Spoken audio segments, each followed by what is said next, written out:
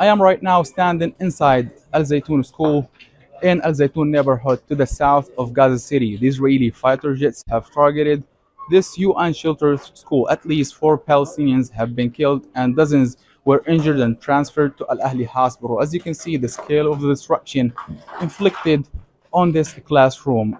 Worth mentioning is that this school was not targeted for the first time. It has been targeted many times by the Israeli military.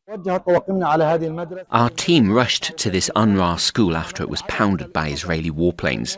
Dozens of civilians were killed, injured, and many are still buried under the debris. The wounded were taken to hospital.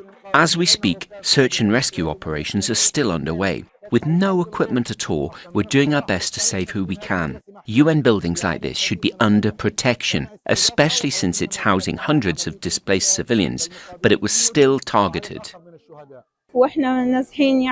We've been displaced for a long time and took shelter in this UN school. I was making some food for my children. All of a sudden, the doors and windows started flying over our heads. I ran for my children to find one of them injured on his head. He was bleeding heavily. His blood is all over me. My husband rushed him to the hospital. I came out to see this massive destruction. They continue to bomb innocent civilians, women and children. What wrong did we do? Our homes were destroyed and we took shelter in schools and tents.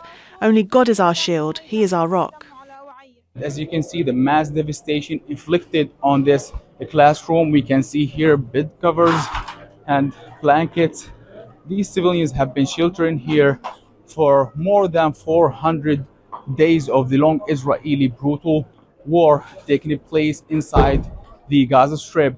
In the light of the ongoing Israeli scale of attacks, many casualties and killed Palestinians are being affected by these brutal attacks. Ibrahim Khalili, Al Jazeera, Northern Gaza, Palestine. Make sure to subscribe to our channel to get the latest news from Al Jazeera.